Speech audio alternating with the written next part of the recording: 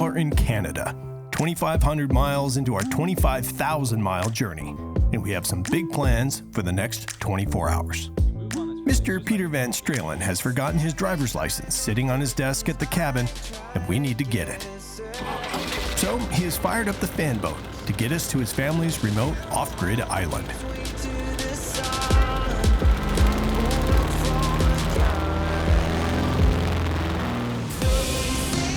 Because it's springtime, the ice is unpredictable.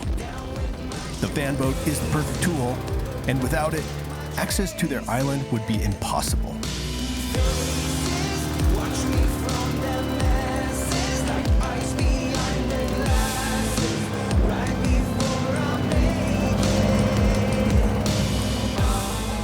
With all of us in our gear, the fan boat can only handle so much weight. That means Peter has to ferry us across the semi-frozen lake just one or two at a time. And after a few trips, we have all finally arrived.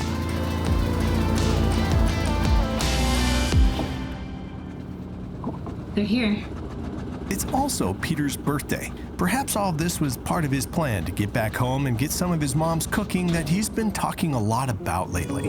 Yeah! Oh, yeah! There we go. Nice. Well, We made it. final load's here. Woo! Woo! Chilly ride, eh? I've never been to the island, though I've heard amazing stories about it for years. And it's great to be here, to see Peter Sr., Dan, and Carol. Peter Sr. and Carol have been trusting me with their kids to go on global adventures for 5 years now. We have all become family, and it's amazing to be here.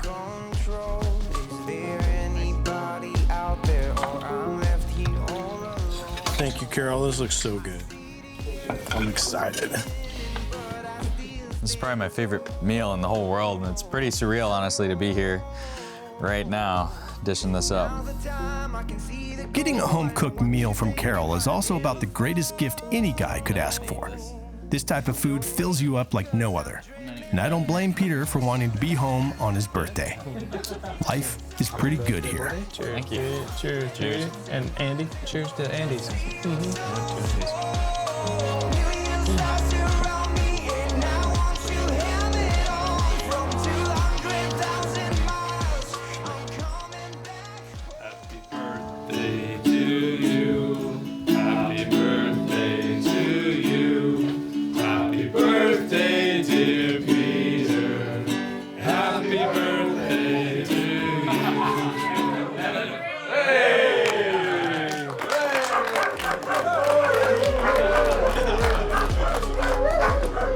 Good job, Lando. So good. Good boy. Good job.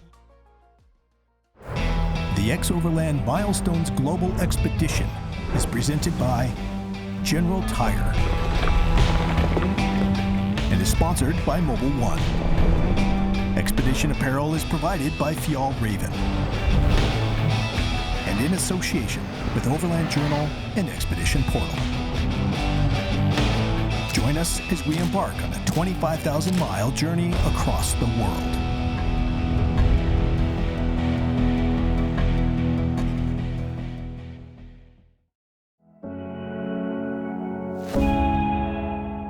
Morning has come fast, and we need to get rolling to make our miles.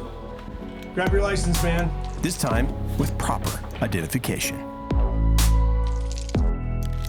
You guys can sign the XOVERLAND flag since you helped us have dinner and come here and relax. You can just sign anywhere, probably with the black and the orange. And now the tradition of the flag lives on in the Milestones expedition. And anyone who helps us along the way is entitled to place their signature as a thank you toward their efforts. Love you. Peter will be with us for all 3 phases of the expedition, which means between his travel plans and his parents' travel plans, they may not see each other for the next 10 months.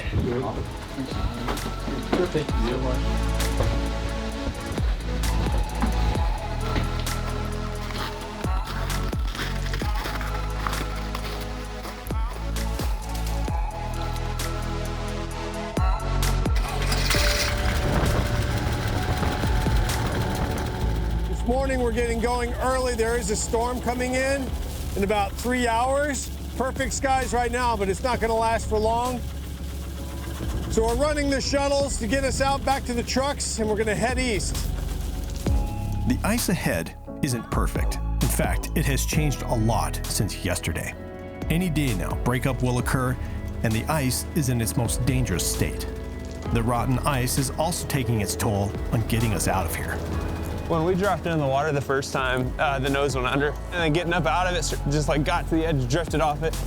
The third round of boat rides is the last and has only made it about halfway. The ice has taken its toll on the hull of the boat and is now taking on water. So Andy will have to walk the remaining mile back to the trucks while Peter Sr. returns home before it sinks. Alrighty, Andy, I got eyes on you from the sky. You're looking good. I'm gonna keep moving in that direction. Let me know if I need to change. Your bearing is really good. Stay on that heading. And I'm not worried about Mr. Ellis here.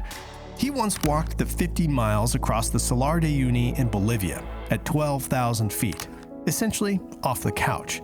So I think this 1 mile jaunt is a non-issue. I mean, just look at him. He's a man made for adventure. Make sure you've got a warm cup of tea. With the whole crew present and accounted for, we've got a hard push ahead. 2 full days of driving to reach Sydney on the eastern edge of Nova Scotia. Time to dig in and get after it. The storm we outran this morning has caught up with us, and the winter conditions are no joke. We have a 14-hour drive today, and the road weariness is already hitting halfway through. And so is the delirium. So we've kicked off a game of trivia over the radio, and it's getting pretty competitive. Alright, what is the capital of Brazil, Dad? Brasilia. They've Googled that. Yeah. You've Googled that one. No, we thought about it. Googled that? You 100% Googled that because we know you were going to say Rio. No, we did not. Nobody knows the answer to that one.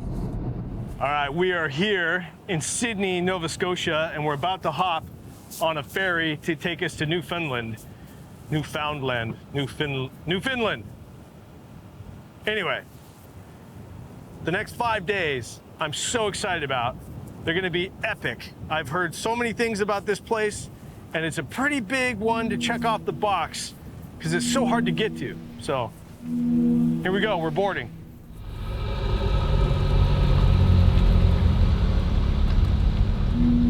This is my first ever true Ferry today, so I'm stoked.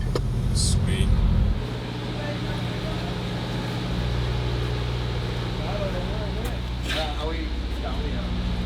The long driving days have formed deep fatigue. Getting time to put our heads down is very welcomed, and none of us care where we throw down.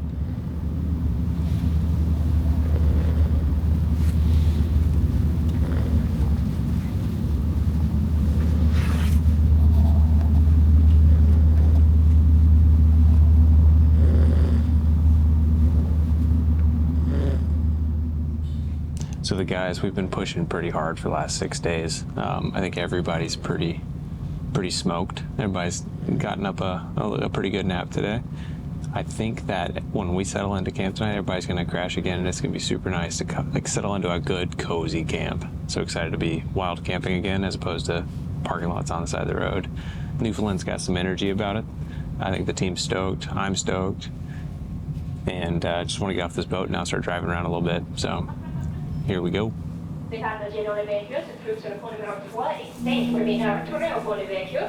we go.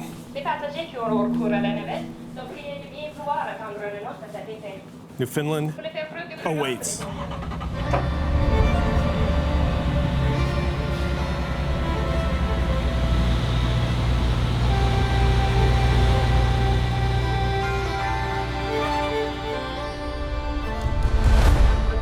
Newfoundland, Canada's easternmost province where rugged coastlines meet the Atlantic and fishing villages dot the shore. Some even say it may be home to the very first European settlement in the New World, but we'll get to that later. think we will make our way. We'll just shut down early tonight and continue to rest up after the big push. Let's cook a meal. Just kind of finally be in a spot where we can let our hair down, so to speak. I'm looking forward to it. Actually, like a proper campsite will go a long ways right now. One of our big objectives of Phase 1 is to make sure our gear is working well before it goes overseas. Yeah, prep for mud looks a little bit soft. And I think testing gear is always a big part of the fun.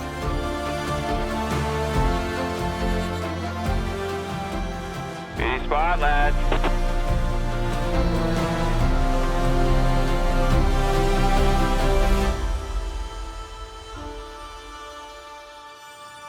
Well, it's good that we got into camp as early as we did. There's a lot of little chores to be done. Great dinner. The guys are, I think the morale is super high, especially after driving really hard for 6 days. And now we're just kind of getting into our chores and finding our rhythm. It's a lot of fun. And the lighthouse was epic coming in. The beach here is incredible. I think we're all going to sleep really good tonight in our heated cabins. It's gonna be awesome. While testing our gear, we're also testing our crew members' cooking skills, or lack thereof. Now, this is burning longer than the last one. Maybe we'll get Screeched after we get Screeched in. It's early, and we have woken to the sound of waves crashing on Cape Ray. The ocean breathes just outside the tent walls, full of salty air, cool wind, and a sky that feels pretty endless. The one thing that was terrible about last night was the foghorn that blew every 5 minutes. We chalked it up to an environmental factor that we must be able to deal with, even though it rattled your chest all night long. Mr. Ellis's breakfast sandwiches are sizzling on the scuttle on this crisp morning, and we may be onto something here. Oh my God. Yeah, game changer. My mouth just started watering. Who deserves the sandwich first? Peter, the sandwich eater. All right, Pete, you get number one. Number one, eh? Number one. Wow. What? Good job, Andy, cooking this. It looks crazy. Might be the best looking breakfast I've ever seen on a trip. Wow.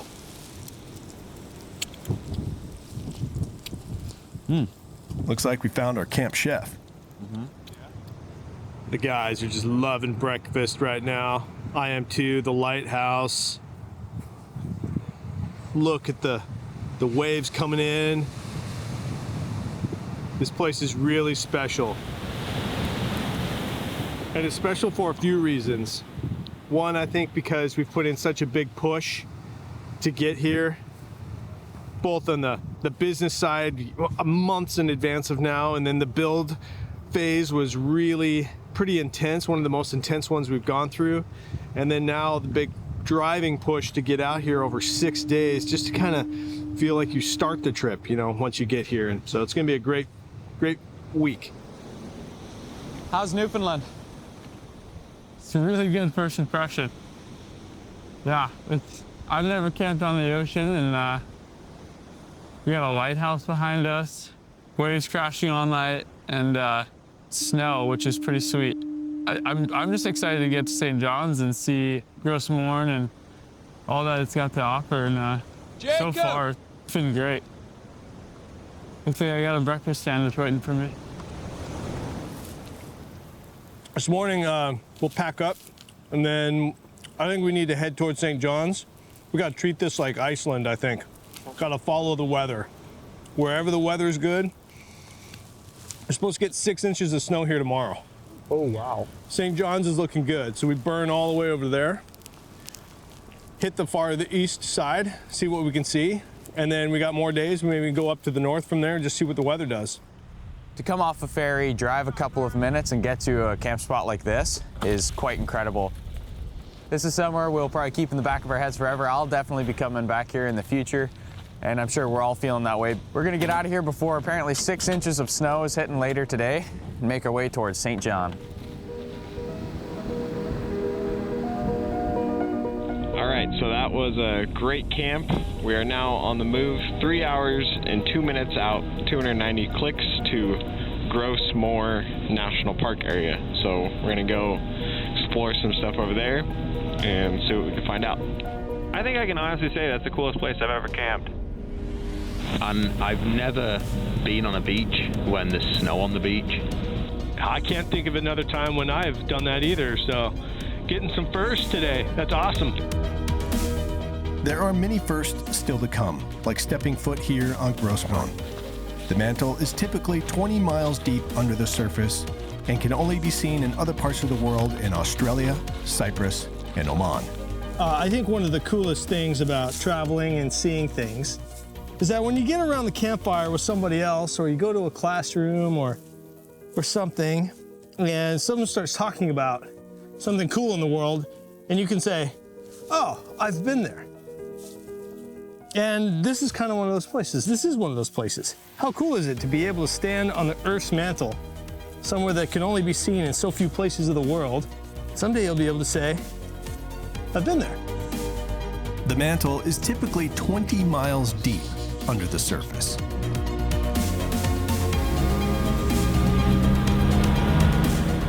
I wasn't expecting this weather today. This is gorgeous. En route today, we have decided to push our arrival to the end of the continent by one more day to capitalize on the good weather window we are experiencing. 3,600 miles and long days require a little maintenance on the living side of things. The weather should hold to the end if we're lucky. This morning, I'd say we reset trucks. There's a few things I want to do on the batteries. I don't think they're self-heating. Yep. So I got to program that and then reset trucks. And so when we get to the end, we're like as dialed as we could possibly be. Sound good? Yep. It's a goal of ours on this trip that we don't let any of those things that annoy us continue. You stop and fix the things, the little rubs everywhere. Just try to optimize because of the gaming of it all, right? Today is about reorganizing gear, cleaning up, optimizing, and getting ahead of the little things before they become big ones. That's how we run, dealing with problems early as part of the fun and when it comes to the gaming of the experience of overlanding. We are also updating the Red Arc battery systems with new firmware that lets them self-heat, which is huge for the cold temps ahead. It's all part of staying expedition ready. And with our chores out of the way, here are some of the latest updates to the rigs. All right, this here's the galley on Roman. On this fridge door, we've got spices, oils, and then we've got our National Luna fridge. Over here is our nice flip-out table where we place our induction cooktop. That's all powered by Red Arc electronics with pots, pans, cutlery. And on the back, we have a dual filtered water system with 37 gallons of water.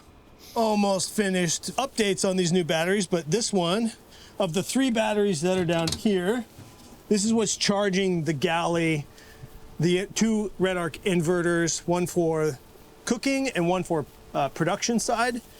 And then, yeah, the rest of this truck inside, Cyrus can do his DIT in here, camera work, offloading footage. There's a full-time computer that's running, that's talking to Starlink, that is updating all of our stuff in Bozeman on our server. First time that we've ever had this level of technology in a truck. This Bone Customs bed has solved so many problems for us. It's pretty rad. I think it's probably the coolest truck we've ever built. All right, this is Spartan. This is the tool hauler, the extra gear hauler, the 2 beds for both Jacob and I on this portion of the trip. Personal gear in here. Red Arc Go Block runs Starlink, lights, water pump, USB powers. This thing is a tank. We haven't seen it below 80% with all those draws. And then 2 men up top, freezer for long storage. Yeah, she's an absolute beaut.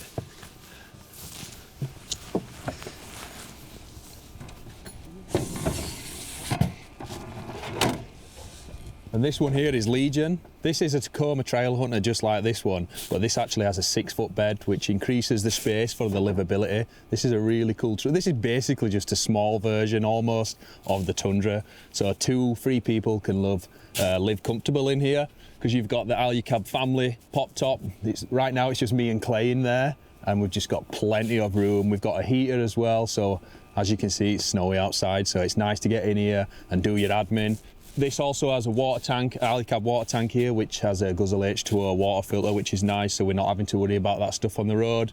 And the power system is two 150 amp red arc lithium batteries, so we've got plenty of power too, so it's a really cool little house on wheels.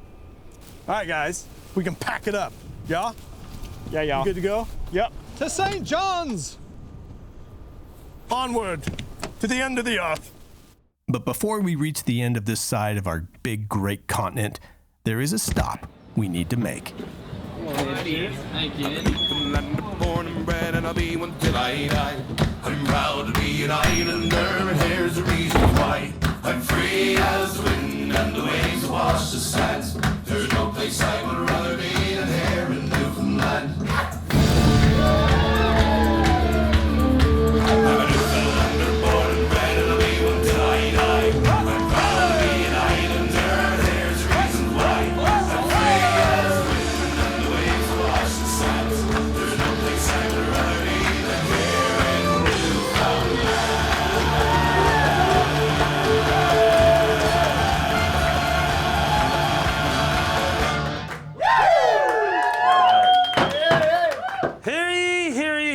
Let's bring the Royal Order of Screechers to order. First things first. I believe in kitchen parties, not raves. I believe in icebergs and blue stars, and that the puffin is a true, proud, and noble bird.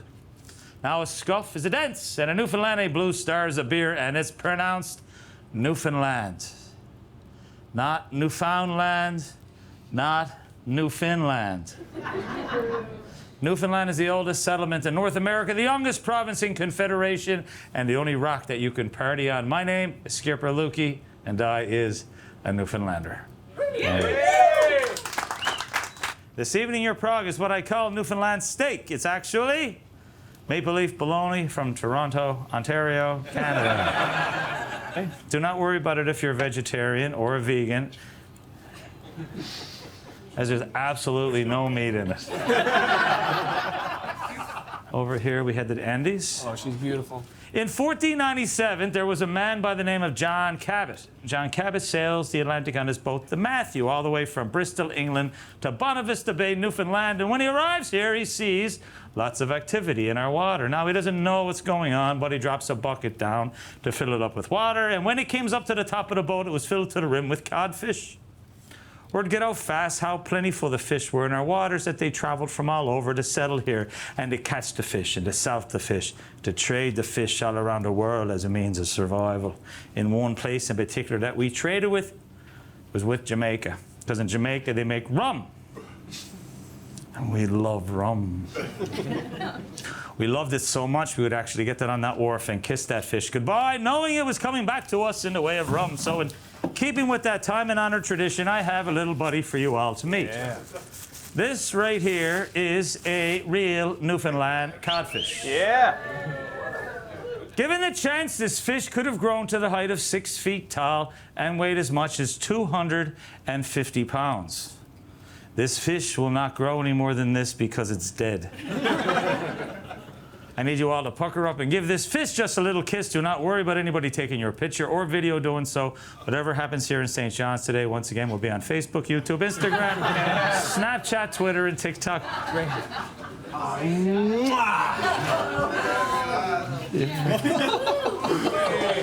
Are we good?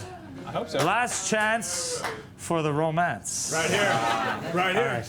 Bring it into the camera. You want to get in there? Get in there, my friend. Yeah, boy. Okay, now, like I was saying, we used to trade our fish with the Jamaicas for their rum. And it was a very strong barrel of rum. In fact, it was considered the test of a man if he can drink this without screaming, passing out, or having a heart attack, that they would be considered true men. And we can't have a drink without having a toast. It's been about 7 years now. I had the honor of meeting and screeching in here a gentleman by the name of Anthony Bourdain. He walked through these doors in his final season of Parts Unknown, and for an entire week before he broadcast the episode on CNN, he put me in front of a viewing audience of 120 million people, and he kind of changes things really quickly for me. And I never got an opportunity to thank him for what he did for me and my family, my business, my staff, my city. It was literally 3 weeks after he aired the episode that he was gone forever. I have no idea why he took away that amazing, beautiful, perfect life that I thought that he had, and I don't think anybody in the world knows the answer to that question either. But what it does go to show is that you never know what may be going on sometimes in other people's heads. So always remember just to be kind. I'd like to dedicate my toast to him and say, here's to health and your company, and one for the lasses. Let's drink and be merry, all that of our glasses. Let's drink and be merry, but that's the refrain. For we may or may not ever all be here again. Up to the lips, over the gums. Look out, gullet, here she comes. Watch your back.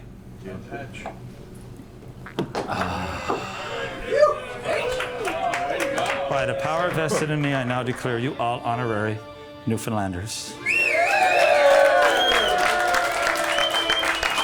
Thank you. Thank you. Thank you, my pleasure. Appreciate it. Awesome. Cheers. Thank you so much. Me and Jakob, Newfoundlanders. Pretty cool ceremony. I honestly feel like prideful. I want to move here. I'd live here, for sure. This feels more like home than Idaho. Taking my shot yet.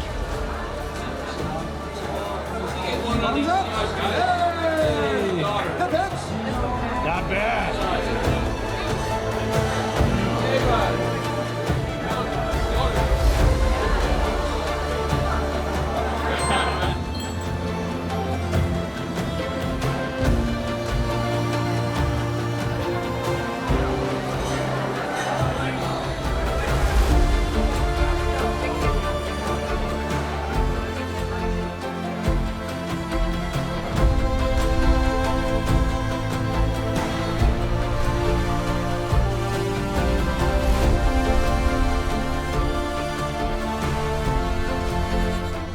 With us all being locals now, it's time to throw down. Hopefully, the weather holds through the night.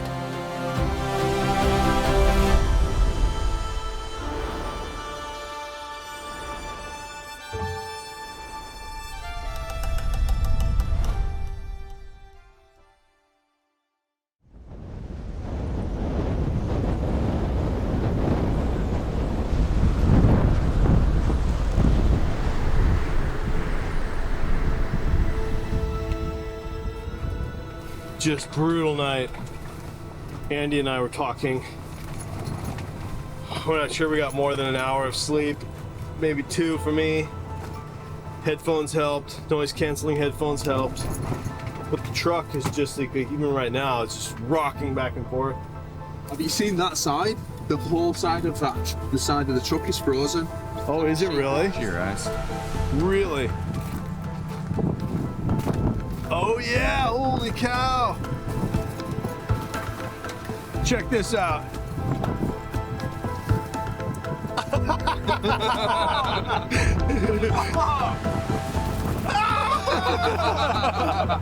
way! Look at that! Oh, wow! Crazy, huh? That's totally crazy. All right, we're headed up to the lighthouse. Sunrise is in 20 minutes. We're barely gonna make it, but whether we can see it or not doesn't matter. We're gonna be there. We're gonna show up for it. So we're the first people seeing the sunrise on this continent. Yeah, that's so cool. It's gonna be worth it. It's cool to say that you're the first one. Yeah. The first crew. It's been like 8 days come to this point. This is day 9. Day 9. Oh. Kind of bittersweet, literally. Yeah. Over halfway. This moment marks something significant. Our first roadworthy milestone. The St. John Lighthouse. It's the most eastern point you can drive on the North American continent. We have driven to the most northern and western points of North America in Alaska, and we've reached the most southern point of North America in Panama. And now to Cape Spear, where the sun first rises on the continent in the east. What a special place. A milestone. This is one of the most significant milestones of the expedition. Definitely is. Make it to the first geographical hard point of this grand expedition. Have a night like we did, and then be the first ones on the North American continent to see the sunrise. Inspires thoughts of the journey to come, the crazy places we're gonna go see. For the rest of this trip, in Europe and beyond. Our first milestone is now behind us, nearly 3,500 miles on the road. But this journey is far from over. With more than 22,000 miles still ahead, we've only just begun to scratch the surface of this expedition. A half-hour planning session allowed us to finalize our next plan. The weather is obviously rough here, so we may as well move. A new target has been confirmed, a stretch goal to reach the northern end of Newfoundland and a significant historic site to North America and humanity. We've got a solid 2-day push ahead to the very top of the island. It's a remote stretch, but an important one. Something significant happened here a long time ago with a figure that we have become quite familiar with. Over 1,000 years ago, a Norse explorer named Leif Erikson set sail from Greenland following rumors of a rich forested land to the west. He and his crew eventually landed on the shores of what they called Vinland, a place described in the Norse sagas as full of resources, wild grapes, timber, and fish. For centuries, the exact location of Vinland was a mystery. But then in the 1960s, archaeologists uncovered something remarkable at the northern tip of Newfoundland. The remains of Norse-style buildings, blacksmithing tools, and evidence of a small, short-lived settlement. That site is now known as Lanzo Meadows, the only confirmed Viking site in North America.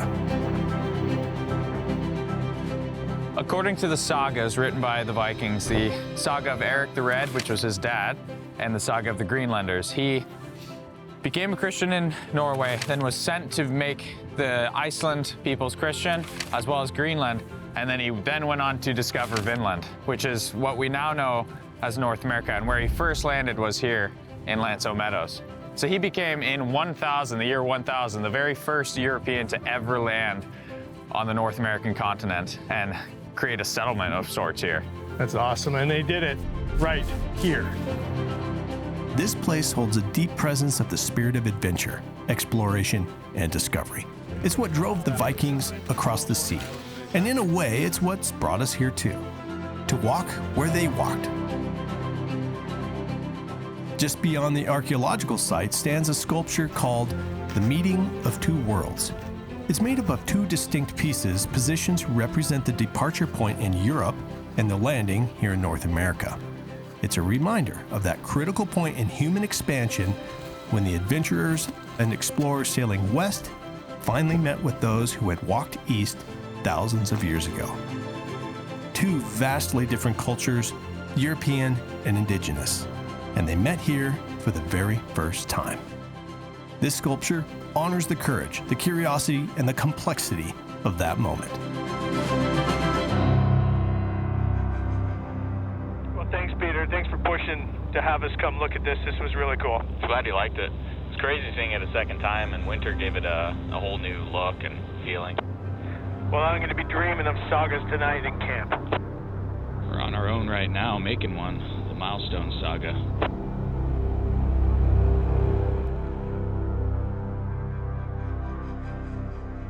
Back in the United States, we've now hit another one of our milestones, 5,000 miles driven, which means it's time to take oil samples and ship them off to Mobile One for testing. On this journey, we need to know exactly how this oil is performing under real-world conditions. And these samples will tell us how the oil is holding up under the stress. We'll repeat it every 5,000 miles. If you were a betting man, Clay. Yes, sir. Can this oil do 25,000 miles?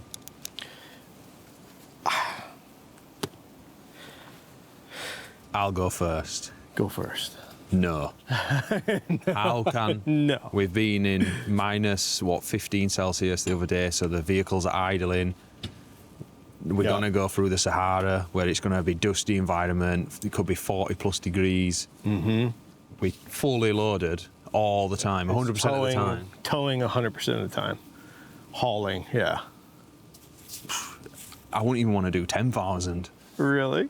Nah, maybe I'd push 10,000, but if this does 25,000 miles.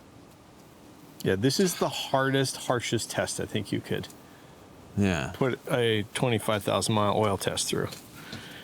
Because you're right, it's hauling, it's high speeds, low speeds, hot, cold starts, hot days. It's everything. So I don't know. I want to trust the engineers at Mobil 1 that say they know way more than very me. confident. but my logic of growing up as a mechanic. And I'm no like scientist, but I've always been told, say your interval is a 10,000 mile oil change. That's 10,000 miles in the perfect environment. So no cold starts. Right. Like full cycles, like over an hour, not a 10 minutes to work and then turn off and then 10 minutes back home. Right. Where this is like the exact opposite of why you do lower oil changes. So if this can last 25,000 miles, I just don't know. It's a whole the results will just speak. I think the thing that came over me was when they were like, yeah, don't think of this oil as the same. It's not the same oil. So it's nothing you've seen before. It's a whole new thing. So that's what we have to go on. Because I think traditionally it would be like, no. Well, I'm just glad these are your engines and not mine. Yeah. I know. Yeah. Today is the 5,000 mile sample. We're at 5,125 miles on this one of total oil change. I'll go see what this one is. But yeah, we're trying to hit it right as close to 5,000 miles as possible every interval. So the next one will be 10,000, the next one 15, etc., all the way down to Cape Town. Once it's sampled, we label it all up, put it in a very special can, tape it up, and it gets sent off to the labs at Mobil 1. So the guys in the white coats can figure out how the oil is doing. And yeah, I'd be very, very interested to find out how all this is doing. We out. With our time coming to a close, there's one more critical step before shipping the trucks overseas. And that is to stop in here at OK 4-Wheel Drive in Stewartsville, New Jersey. OK 4-Wheel Drive has been a pillar in the overlanding community for decades. And what started as a humble shop has grown into one of the most respected names in the industry. At the heart of that legacy is Jim Oostdijk, who built this business from the ground up. Today, his son Ren is carrying that torch forward. There he is. And we have the privilege of working with both of them. This is Ren. Everybody meet Ren. This stop is all about the details that, if left unchecked, could become problems later. We are spending the day going through each truck, torquing suspension bolts, checking driveline components and tightening mounts, eliminating tie rubs, adding bug nets, and chasing down the kind of gremlins that only show up after weeks on the road. It's nothing glamorous, but all of it is necessary. Preventative maintenance is the name of the game when you're about to ship your rigs across the ocean. We also tried to add a sleeping platform to one of the trucks for Cyrus, and we ultimately abandoned it in an effort to shed weight. But I can tell you what meant the most was that Ren and the OK 4-Wheel Drive team stayed late on their day off. And they wrenched all day while our crew kind of hit our wall. They did an incredible job problem solving and making sure we were good to go. No shortcuts, no rush, just solid work. Without their help, the next leg of the expedition would look a whole lot different. So to Jim, Ren, and the entire crew, thank you. You guys are the real deal, and because of you, we're ready to take on Europe. I'm excited for bed. I'm so excited. Likewise.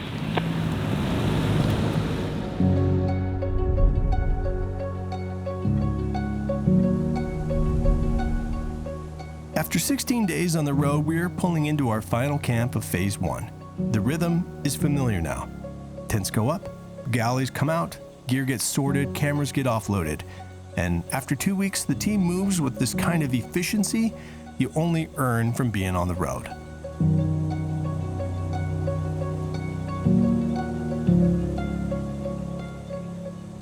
Our last night camping before we put these trucks at port tomorrow and have to say goodbye to them. So it's our last chance to do our final setup. We're gonna cook the last of our meat, set up our tent the way that we think we'll be setting it up in Europe. So far, so good. It's a great spot, great find, Cyrus. Thank you. Perfect, perfect. We got our new bug nets, and we actually need them. There's mosquitoes and stuff out already. What a change of, How crazy is it that we were like, what, 2-3 days ago, we were at the ocean that's frozen? Yeah. And then now we're next to like these swamps. I know. With the mosquitoes around. And it's stuff. nice out. Yeah. Crazy. If it feels like that just happened now in the film, and that moment on the eastern point was just a few minutes ago, well, that's how it feels to us as well. The Milestone expedition is going to be wild in this way, and that's okay. Time machine. Clay, hey, give us one of those. Yeah? One of these. Don't you think do you feel like we time machined? 2 weeks later. Like, I feel like we were in Canada and then we set something on the dash. And then poof. South Carolina. South Carolina, bugs. Frogs. Snapping turtles. Heat. People. Wild. It's really wild. People? We haven't seen people all that much. I think it's time to mark up the map, Mr. Croft. Oh, yeah.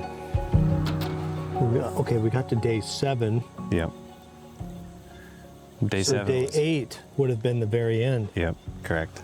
And that was a milestone. Mm-hmm. Day 8.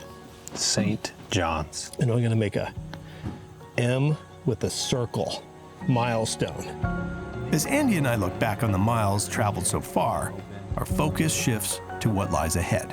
You look at all this road ahead, like, wow, there's so much road ahead. What are the stories that will happen in here, you know? We should make getting here a milestone. Like, this is still in transit. When it hits here, when it hits Europe, it's a milestone. Mm-hmm. The Baltics, I'm really excited about. Mm-hmm. Alps, Spain. I'm gonna buy a Rolex in Switzerland. Naturally. It's the only other place to buy Rolex. Yeah. To port. How's the meat? Oh, it's divine. Oh my gosh. All right, gents, tonight, you must sign the book. At the end of every expedition, I have team members sign my journal. The Milestones expedition will have 3 phases and 3 sets of signatures. It's pretty surreal. Like a year ago, I was on the other end of the screen. And so to be on this end of the screen a year later is pretty sweet. Yeah. Surreal is probably the best word to explain it. Couldn't have predicted that I'd be here a year ago. No, this is a great send-off. I think it feels good to be in warm weather, and it's been a fun couple weeks with these guys. There's a sense of accomplishment of what we have been able to do over the last few months and weeks. We have built 3 trucks in short order, driven them more than 6,000 miles, troubleshooting, refining, and flat out loving the new fleet. They're ready to go, on to phase 2. I'm also struck with a realization of how huge and monumental the miles are ahead of us. For Peter, Cyrus, and I, we need to be ready mentally to take on the other side of the world. For Andy Ellis, Andy Potter, and Jacob, this is where their journey comes to a close, for now. They've each played a critical role in getting us the 6,000 miles to here. Europe is on the horizon. A new continent, new cultures, and a whole new set of unknowns await. We'll be joined by some familiar faces in England, and from there, the journey is waiting to be revealed. Phase 2 of the expedition is ready to begin. Well, cheers to the conclusion of phase 1. Yeah, big step. Cheers. Cheers. Cheers. Pass that one down. Cheers. Cling, cling, cling. Cling, cling. Cheers, bud. Cheers. Good driving.